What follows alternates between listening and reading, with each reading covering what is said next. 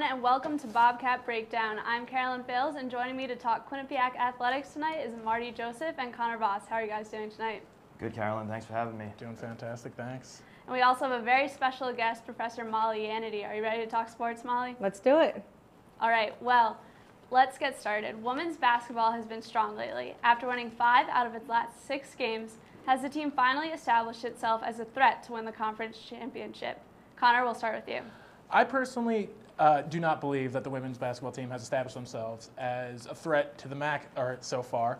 They've gone 0-4 against the top 3 teams in the MAAC so far in Iona, Marist, and Fairfield, including 2 losses against Fairfield, a team that they were predicted to be better than in the preseason. So really they haven't been playing well as of late either. Even with the win over their most recent win, Brittany McQuain has not been playing very well, and she's supposed to be one of the rocks on this team. She's had 10 points in the last 2 games, and 8 of those points came off of free throws. If they want to keep succeeding and actually make a run at the MAAC, she's going to have to work better in games, both offensively and defensively. You know, but it's not necessarily a bad thing that they don't have the spotlight on this year. I mean, last year they made the run and they won the NEC playoff. So this year, sure, they haven't beat any of the big teams ahead of them yet, but still, they're definitely capable of doing it. They have the experience. They have the championship experience. And it's, like I said, going in with not the pressure on them might be the better situation, especially the first season in the MAAC. What do you think, Molly? I don't think this is a championship team. There's one big reason, too. This is a team that has shot 555 three-point shots. And that is 107 more than the Iona, which is next in the MAAC. When you have a player like McQuain, the ball has to go through her in the paint. Even Gostella, who is very capable of shooting that three-pointer, needs to start her game in the paint. She can pop out later and get those shots, but this team has to absolutely be able to put that ball in the middle and get those points, get the easy shots, and not be hitting about a third of their shots, which are three-pointers. Well, you bring up Gostella. Gostella has actually been one of the players that has picked up the slack while McQuain has been missing. Like you said, she does belong in the paint with shooting too many three-pointers. And that's a good point. That's one of the troubles that the Bobcats have been having recently, is that they've been shooting a ton of three-pointers with no regard for the rest of the team. They kind of just throw them up and hope they go into the basket, which many people will argue that that's what Coach Trisha Fabry's system is shooting a lot of threes, but it hasn't worked so far. So the Bobcats really need to rethink their offense if they wish to push forward. I think you need to look to the bench a little bit, too. Right now, Abshire, Gostella, and Brittany McQuain are all averaging over 25 minutes a game, and at some point it's going to catch up to them. I mean, we knew how much the depth was involved in that championship run last year, and I think if they want to have any shot in the playoffs, they need some more depth from their bench. All right, guys, moving over to men's basketball. Are the recent losses for the team against Iona and Canisius a cause for concern for the team? Molly, let's start with you this time. I don't think it's a cause for concern, especially after the big win against Manhattan. What is a cause for concern, though, is really getting everybody involved. They get Drame back. That'll be big. They've got to keep balance on this with the 5 players that are on the floor and bringing in the reinforcements. If they have that balance, I think they're all right and could really surprise some people.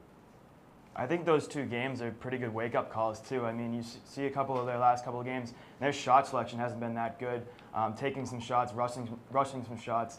So I think those 2 games they'll be able to take the mistakes out of them and build on them. They still have 2 games against those 2 teams, one on the road and one at the bank. So I think if they can work on those, they've already seen them once, and they can work on those things and clean them up for those next 2 matchups. I think the game against Iona wasn't too much of a big deal. Drame, who's a consistent starter for that team, wasn't there, and even then, Iona took some very good shots and won in Iona, which is not too big of a deal. Even if the Bobcats lost by 22 points. It's a rough loss, but it's something you work off of. Every team has a bad loss. I think the bigger issue was the game at Canisius here in Hamden. Canisius hit 12 jump shots, 8 three-pointers, and 4 regular 2-point jump shots. The rest of their shots came off of layups, which led to them shooting 52% in that game. So there were a lot of high-efficiency, really easy baskets for the Griffins in that game, and that showed that the interior defense for the Bobcats was not what it has been for the season. They out-rebounded the Bobcats, too, by 8, which was another thing that was shocking. Without Drame there as a consistent minute-taking presence, other teams are going to take advantage of that. Sunbury doesn't have the experience. Ford doesn't have the experience to make up for what Drame is lacking. And even with his playing against Canisius, it still just wasn't there just right. Give him some time.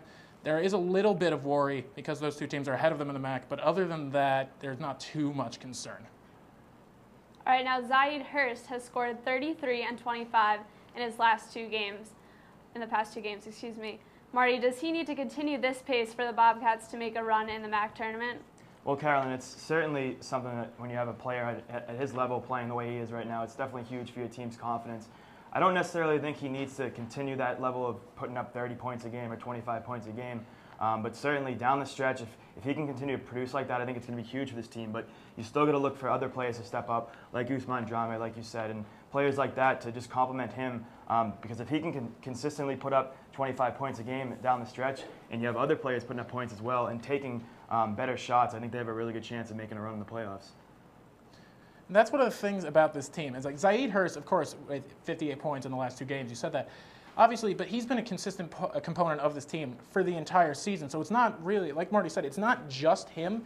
It's got to be more about the team, too. I mean, this is a team that consistently throughout the season has had great play from many different players. They've had 5 different leading scorers during the season. Umar Shannon, Zaid Hurst, Ike Azatam, Usman Drame, and even Kasim Chandler led in scoring against LaSalle. They have consistency in their scoring. They've got great rebounding, which is what they've needed to work on. So Zaid really isn't the only piece. This team has a lot more that they can work with than just Zaid Hurst, and that's what they need to do. They need to stop relying on Hurst. Azatam needs to pick up the game. And with Drame coming back, they can work back into that consistency and equal scoring that they've had. Molly, what do you think? Well, outside of Kevin Durant, I'm not sure anyone can maintain that pace, honestly. They don't need him to score that way, but what they need not to happen is for him to go 1 of 7 and foul out like he did against St. Peter's. That's catastrophic. Play even, play balanced. This team will be all right. All right, we're going to step aside for a moment, but when we come back, I'll sit down with women's hockey senior Shelby Wignall. We'll be right back. The Bobcat Shop, located at 1010 Sherman Avenue in Hamden. Your #1 choice for Bobcat merchandise. The Bobcat Shop features 2 floors of countless styles and colors. With a full 19,000 square foot screen printing and embroidery operation on the premises, Campus Customs and Simplify can design and decorate any garment or promotional product as quickly as needed. Stop in and say hi. Welcome back. I'm joined with women's hockey player Shelby Wignall. Thanks for coming, Shelby. Thank you for having me. And Shelby, first of all, I just want to know, how has your time changed as you've been here at Quinnipiac? Well, I know coming in as a freshman, our Coach Seeley, he came in 5 years ago, and he really built this program up from the bottom up. And I know the year that before he came, the team only won 3 games, and once he was here, they won 19 games. And that's like, that in itself says so much about what he's done for this program. And him, along with our coaches, our other coaches, Cass and Paul, have really defined our program and built a culture here, focusing on details and hard work and commitment. And they recruited players every year. There's new talent, and it's just amazing to see the new talent that comes in every year is better and better. And even this year, our freshmen have a new commitment level, and it's just great to see. And that's really what our coaches recruit, is their commitment level. And it's just great to see how hard they've worked so far and how far we've come, especially as a freshman class up till now. Our senior class, my fellow teammates, it's been a great experience for me. And I know coming in as a freshman, I was a little bit immature and stuff and whatnot, but I've definitely grown into a more mature leader. Yeah. Now on defense, you're definitely a leader. You're among a lot of freshmen and sophomores. So what has that been like this year, kind of like leading them? It's been great. I mean, I am the only senior and there's no other junior defenseman, so it's really just sophomore and freshman, and it's been great. I know there's always a lot of skepticism and questions coming in when transitioning from PW hockey or other like states coming into Division I hockey, and I think it's been incredible to see, like, Emma Greco is my defense partner, and Taryn Baumgart, they've done so well transitioning from that, and there's been no question their commitment level and their intensity in every game has been amazing. And they're both, I mean, Taryn's been on the power play, and Greco had her opportunity last weekend on the power play too, and they've really, like, made me proud as a senior. It's great to see how well they've done. So that's awesome. And now you had a really important game last week against Harvard, and it ended up in a tie. So kind of just talk me through what happened in that game. Well, as a team, I think we've had a few games this year where we've been ahead by a goal or two, and I think that's something we've struggled with this year, is being ahead by a goal. I know we watched video today after practice, and we watched the third period over again, and I know as a team we kind of have to work on that. We get a little bit nervous and panicky when we're ahead, and we noticed right after they scored that second goal and tied it up, we seemed confident again. So we just have to, going forward, these last 6 games going into the playoffs, we really have to focus on that and try and learn from that. And hopefully to our conference championship, we'll see good results. And now you have a lot of motivation as well for the Frozen Four. What kind of motivation has that given you looking forward? Well, I know once the season ended actually last year, that was a huge thing. Even the postseason workouts in the weight room, it was always something every day we were cheering each other on for. And it's been a huge dream for us, I think, this year. And now that we've been doing so well, we're 17-4-7. It shows like that dream's possible. So I think the girls really have a lot of, they know that it's reachable. So it's exciting to see. Now you have 2 big games coming up this weekend, one against Clarkson, and you faced them a couple of times in the past couple of years. Yeah. So what are you expecting from them in this game? I know personally in my opinion, I think Clarkson is the team to beat. I know we lost against 3-0 against them this year, and I think that was one of our biggest losses just because, I don't know, we weren't prepared for that game in some sort. So I think going into this weekend, we had that 2-week break after Robert Morris, and we've been focusing really hard on driving the net and 3-on-3 down low, and I think that's helped us a lot prepare for Clarkson and St. Lawrence this weekend. So. All right. And what do you think you need to work on the most going into the postseason? I think both from a defensive and offensive standpoint. I think we've struggled a little bit scoring goals in the past. And also defensively too, we have to, after that 5-1 loss against Robert Morris, we realized we really need to focus around our net, picking up sticks and battling and being intense all times, because you never really know when that shift may be. You play like 95% of the game, you can play amazing, but it's that 1 or 2 shifts that could really mess up the game for you. So just focusing on every shift is going to be huge. Yeah. And how do you want your senior class to be remembered? That's tough. I think just hardworking and committed, and we have all great characters, Kelly and Amanda and Brackett, and all leaders. I think just hardworking and committed is definitely what I want to be remembered for. So. Okay. Thank you so much, Shelby. Good luck with the rest of your season. Thank you so much. We're going to take another break here, but when we come back, our analysts are going to duel with some buy or sell, so you won't want to miss it.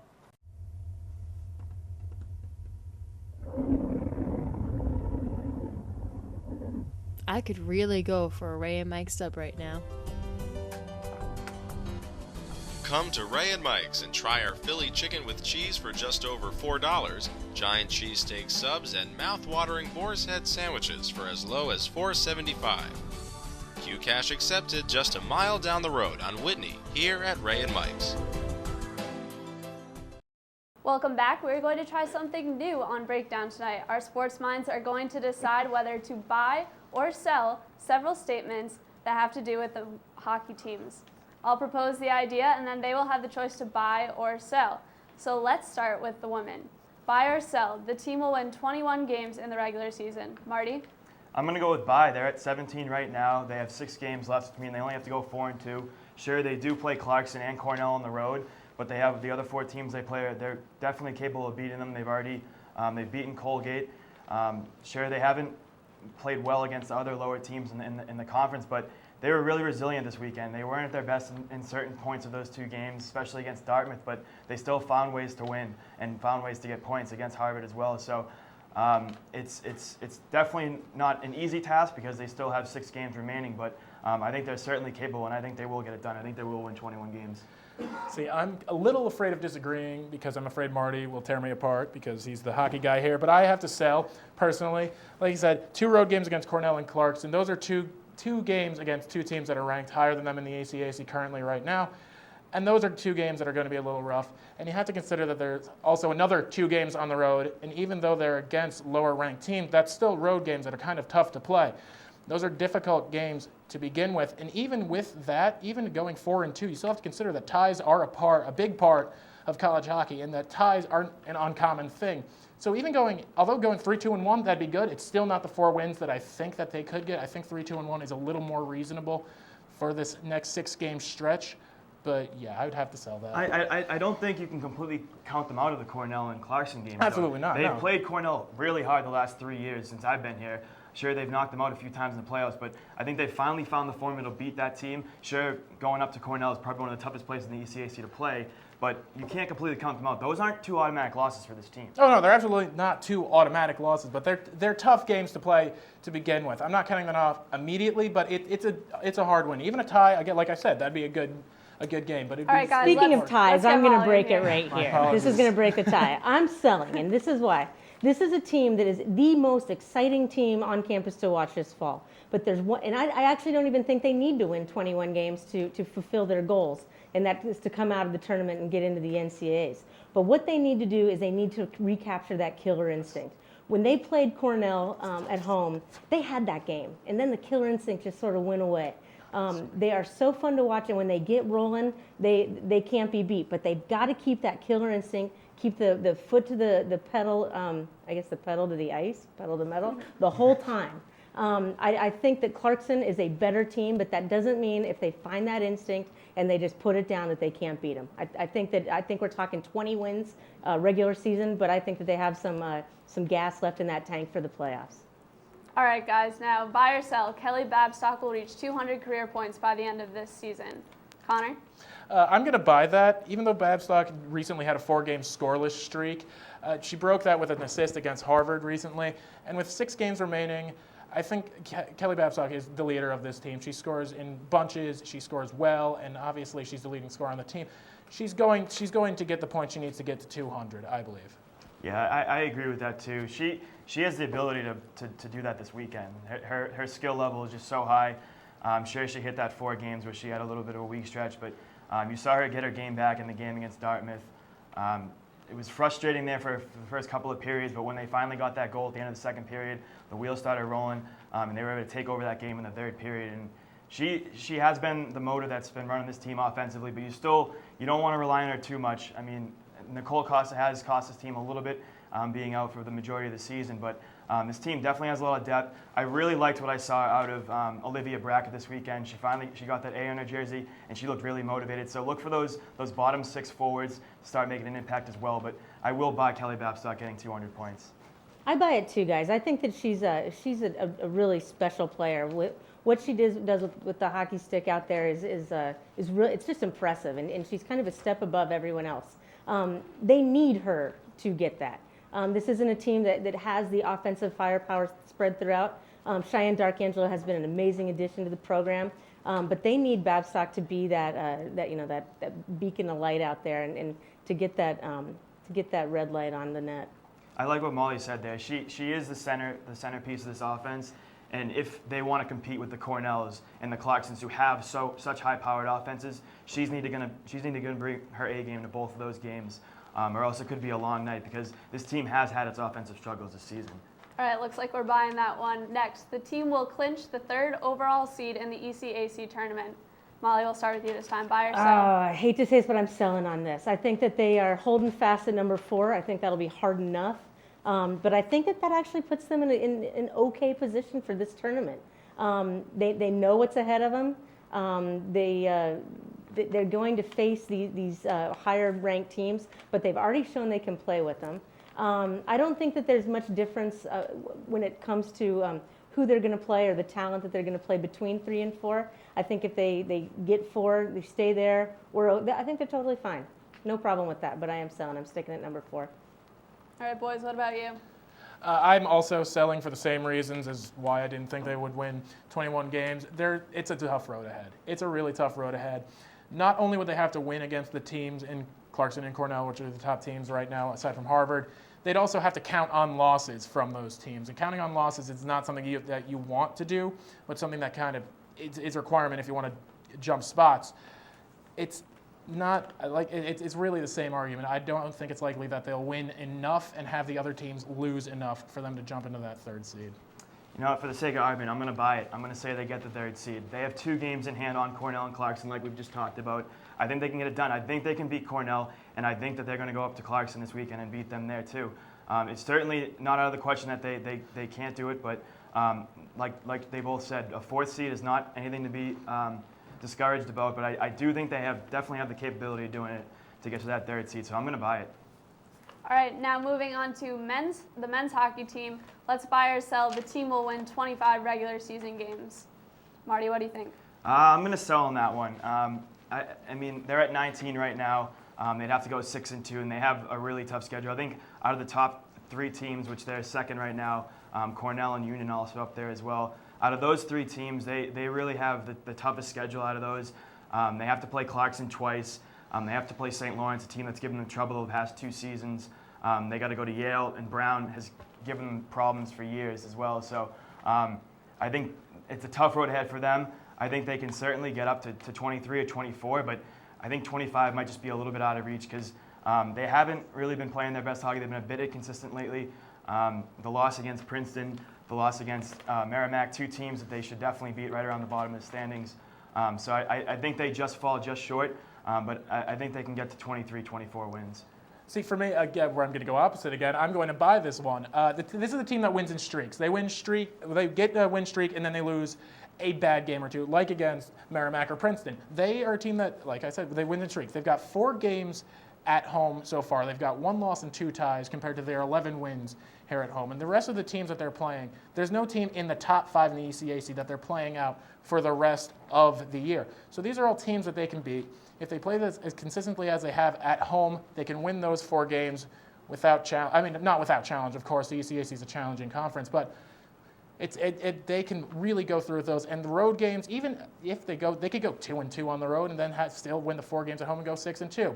The one thing I will say, as I did say with the women, ties are a big important factor of college hockey. So they could tie and they could not get the 6 wins. However, I do believe that they are capable of getting those 6 wins in a streak. I need to correct you there. Cornell's one of the hottest teams in the country right now. They're in That's the 3rd true. right Okay. now. They haven't been beaten in 9 games. Yep. Colgate had a rough weekend last weekend against Yale and Brown, but they've been a big surprise in the conference as well. Clarkson, you can't come on. They were picked to finish last in the ECAC by both polls at the beginning of the season, and they've been one of the biggest surprises in the ECAC this season. So that's going up there too to Clarkson is going to be a tough test. And Yale and Brown, like I said, that's tough. That's 2 tough wins right there as well. Marty knows his hockey, doesn't he? I'm agreeing with him, but I already was going to do that anyway. I'm selling on this. I say 24, but I am going to agree with Connor on this. This is a streaky team. And when you have a streaky team, here's the thing. This isn't the end game. 25 wins for the men, 21 wins for the women. That's not the end game. Getting streaky and peaking in these tournaments, that's what's important. Go ahead, get it out of your system now.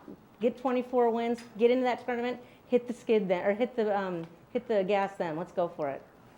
All right, guys, the team will have 2 20 goal scorers by the end of the regular season. Buy or sell? Molly, let's start with this one. I sell, and I actually think it would be detrimental to this team to just have 2 20-point scores. 2 20 goal scorers. Now, it's possible that they could have 5 30-point scores, and that would be way better. That might be a little bit of a stretch, but Pekka gets really hot. It could happen. You don't want all the goals on 2 guys' shoulders, and this team has enough firepower that it shouldn't have to do that. Spread the goals around, get the assists from all over, put the puck in the net as much as possible by as many different people, and that's what's going to lead you to success. I'm going to sell on that one too. I mean, and like she said, it's not necessarily a bad thing. The last 2 seasons, this team has been their identity is based around their depth, and they have 4 lines that are capable of going out there and putting pucks in the net every shift. Kellen and Sam Annis, Kellen Jones and Sam Annis are the 2 players who are probably within reach of 20 goals. And the way the Joneses have played this season, there's no reason to believe Connor's not in that question either. But I just think in terms of the way this team plays, they roll 4 lines, they roll 3 defensive lines, and all 12 players on the ice have a capability of scoring at any time. So I don't think they're going to get there, but I think you could see Sam Annis hit 20. I don't know if you'll see Kellen and Connor reach that. Yeah, I'm also selling on this. Sam Annis has 16, Kellen Jones has 14, and Jordan Samuels-Thomas has 12. With 8 games remaining, Sam Annis is on pace for 20 goals right now. So I can see him getting 20 and not being surprised with that. He does score in bunches too. He can score 2 goals in a game, 3 goals in a game, and really nobody would be too surprised. However, after that, with Kellen Jones, with Jordan Samuels-Thomas, they're too far away, and unless they go on some unbelievable, unprecedented streak this season, I don't see anybody other than Sam Annis reaching 20 goals this year. And they're playing teams down the stretch too, in Yale and Brown and Cornell, that thrive on their defense, and they're built from the back end out. Cornell, I think, Andy Isles is one of the best goaltenders in the entire nation, and I think that their defense it shows how physical they are and how big they are to really take things away. Like I said earlier, they're the hottest team in the nation right now. They haven't lost in 9 games. You go all the way back to November was their last loss. So they're playing really well. They're going to be motivated to get back at it this season as well. They were knocked out by Quinnipiac last year in the ECAC semifinals. We all remember that series. So, I mean, I think I picked them to be up right around the top of the conference at the beginning of the season, and I think they're going to be a tough test coming in here on the 21st. And like I said, Clarkson, two games against them. Brown always gives them a tough test, so I think it's going to be a little bit difficult finding some offense down the stretch. All right, guys, last question, so I want everything you have on the floor. Will the men's hockey team clinch the first overall seed for the second year in a row, buy or sell? Connor? I'm going to buy that, actually. I'm going to buy that. Like I said before, I'm thinking the Bobcats are going to hit a good streak right at the end of the season, get those wins that they need, and really jump. They're only down a point. They're down 1 point to Union with an equal amount of games played. Union is a team that isn't aside from a 9-game win streak that they had this season, they're not exactly a streaky team as compared to the Bobcats. They have some losses here and there that aren't bad losses per se, but they're losses that they could have won. And in that case, I think Union can drop a few games that Quinnipiac will pick up on the way. Union only needs to tie 1, and Quinnipiac needs to win 1 or 2, and then they'd hop Union. I think that's very, very possible. I'm gonna sell on that. It's really tight up at the top of the conference right now. They're a point behind Union and a point ahead of Cornell and 2 points ahead of Colgate. I think Colgate's going to fall off a little bit. I think they're not going to get in that top 4. I think Clarkson might jump them. Colgate struggled last weekend against Brown and Yale. They got blown out in both of those games. They've been a surprise, but I think they're going to fall off a little bit. And like I said, they have 2 games against Clarkson. I think Cornell could be in the running the way they're playing right now, but I mean, at the beginning of the season, I picked Union to win the conference, and I'm going to stick with them. But it's not necessarily a bad thing either. I mean, because it's going to be up in Lake Placid. As long as you get up there, as long as you get one of the top 4 seeds to get that first round bye, that's all that matters for this team. And right now, they're focused on getting that ECAC championship. They're focused on getting back to the national tournament. And the Joneses have been saying it all year. They want to win a national championship. So I think they just want to get in, play good down the stretch, get in, get some wins in that semifinals, get up to Lake Placid, avenge those losses to Yale and Brown last season that knocked them out of both the ECAC tournament and the national tournament. And I think they're just focused on getting in rather than getting that number 1 seed. I'm buying too, and I'll even bet Marty on this one. I think that Union has 4 big road games.